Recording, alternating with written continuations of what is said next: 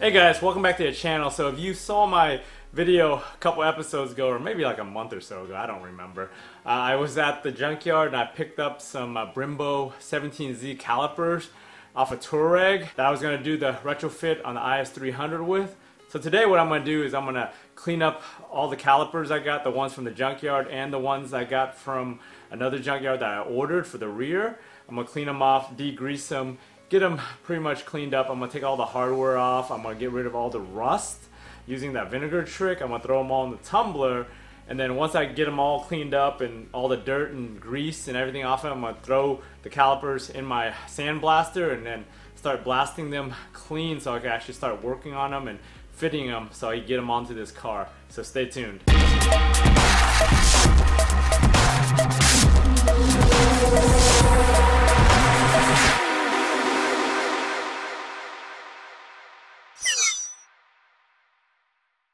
So these are the Touareg rear 4-pot calipers I got from carpart.com through a junkyard for 60 bucks ship. Pretty good deal. The ones at my local junkyard, they were going to charge me 80 bucks. I decided to just forego those since I got these in and I had already put an order on these.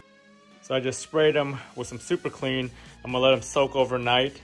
So I'm going to take these babies outside, pull out the pressure cleaner and just hit them with a pressure cleaner, get all these surfaces cleaned and free of all this brake dust and crap. The real ones, I'm just gonna leave all that stuff on there for now. All that needs a good washing anyways, and then I'll take it apart after it's cleaned or cleaner.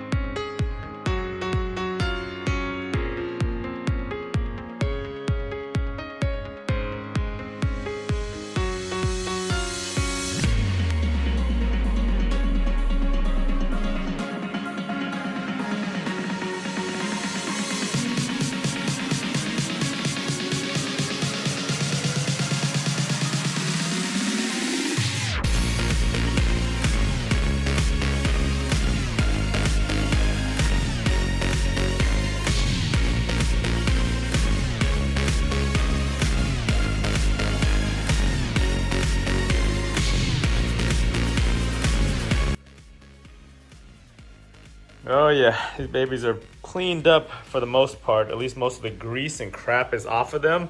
So I can sand them down and start getting rid of all this oxidation and crap without my hands getting too dirty. And check this out. Hella brake pads. I thought Hella made ballast and electronics and stuff, but apparently they make brake pads also. So those look like they were OEM ones on the rear that came with it. The front ones, I just threw out the pads that they were trying to charge me for them at the junkyard, so I said, screw that. I just ordered some cheap Centrics for now. All the pieces, I'm gonna just throw them into my tumbler. Most of this rusted crap, I'm gonna throw into some white vinegar, let it eat away at the rust, and then clean it up that way, and then throw them in the tumbler. Take apart all this crap back here. On this, I really don't need this bracket for anything because we don't use it on our retrofit, so we're just gonna take it off and toss it.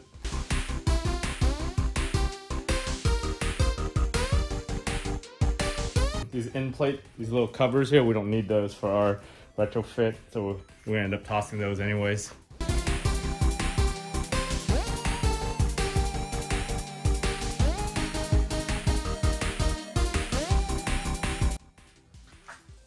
So I'm gonna cut these lines off and just bend them for now.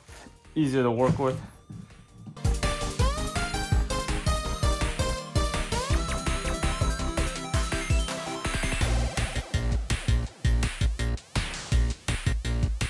So what I'm gonna do next is I'm gonna drain everything out of the caliper. So I'm gonna just release all the bleeder valves all around. Each caliper has 2. And then I'm gonna take off the crossover line because I have to swap those for my conversion anyways because of the way they go onto the IS. So I'm gonna take all those lines off. They use a weird size, like the bleeder and the line, the hard line into the caliper uses an 11. And then the crossover uses a 10, which is normal.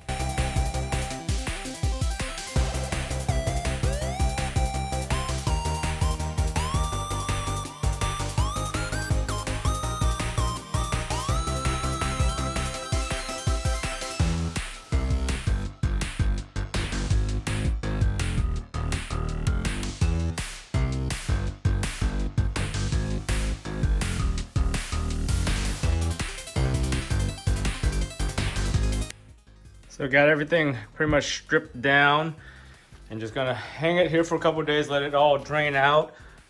And over here I've got all the hardware. I'm gonna end up just throwing most of these things into the white vinegar to let the corrosion and stuff eat away, especially that rust that's on there from it's basically aluminum to steel corrosion. That's what most of the ends of these bleeder valves are. So I'm gonna clean those up and reuse them. Soak these babies in white vinegar for a couple of days, let the corrosion eat away, and then clean them up afterwards when I'm done. You guys look closely. This is like 10 or 15 minutes of soaking. You can see that chemical reaction right there from the white vinegar. It's just off-gassing all the rust and corrosion there on these bolts, eating away at that corrosion to help us later on when we neutralize it with some baking soda and then clean it off with a brush. It should be pretty clean with no rust. So I've let these bolts sit for like 2 days now in this stuff, and look how crusty this stuff got. Like that's all the corrosion and everything that's kind of just bubbled to the top. So I'm gonna neutralize it right now with some baking soda and then just wipe them off and see how they look after sitting in there for the last couple days. Make sure you wear gloves because this stuff's kind of acidic and you don't want to get all that corrosion and rust all over your hands. You guys off first. So you just want to put it in there to neutralize the acid and then just take them out and let them dry off.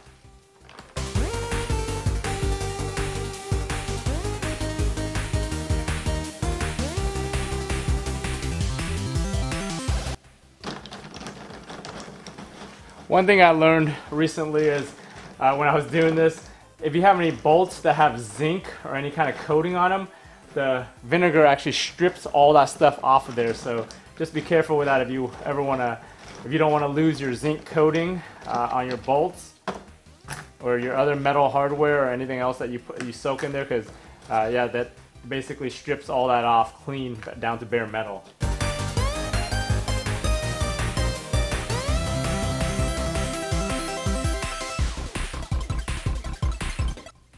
I got everything cleaned up pretty nicely. All the bleeders are cleaned off of the corrosion. Right now, I'm deciding on whether I want to throw these in a tumbler or not, just to get them a little bit more polished up. I'm not going to throw those hoses in because I had a spare set of those crossover hoses. I threw it in there and it actually killed all the coating because these have like a coating on them. It's like a gray coating. I'm just going to clean it off with a Scotch-Brite, and I might just repaint it with some spray paint or something just to protect it. If you're also working on the 17Z calipers, if you're either missing the crossover lines or need replacement ones, I think these guys are like $20 or $25 each. They're really hard to come by. You have to go to a dealer to actually get them. But I actually found on Bellmetric, which is a place where I buy a lot of my bolts, they sell universal hard lines with these 27 NPT fittings, national pipe thread fittings, that are used throughout these brake calipers. It's kind of a standard, but they actually sell like a generic line, but you'd have to bend it yourself. They're like less than $10 for each line. Some of them are maybe like $7 or $8. If you're already ordering stuff from them, it might be a good idea just to pick up some if you need them. But that's a good resource if you need just hard lines and other fasteners. It's Bellmetric. I'm finished with this, and I'm gonna work the rest of the brakes now. So for some shits and giggles, I'm gonna throw in those dirty ass brackets and the dirty ass hardware along with those bleeder valves that I had already cleaned up, just to see how well these things get clean now. So I picked up some of this centric hardware for my 17Z calipers because the cheap pads I got didn't come with them. A lot of the more expensive pads come with this kit, but it was perfect for what I needed because I wanted the new retainer bolts, because one of mine that I got from the junkyard, the screw broke off and was missing. And then I just wanted new brackets that were cleaner. But these brackets are kind of, there's like some mold or some crap growing on them. It's kind of dull looking. I think it's some kind of spray paint or something on it. So I'm gonna throw it in there with the rest of the parts that I'm tumbling right now.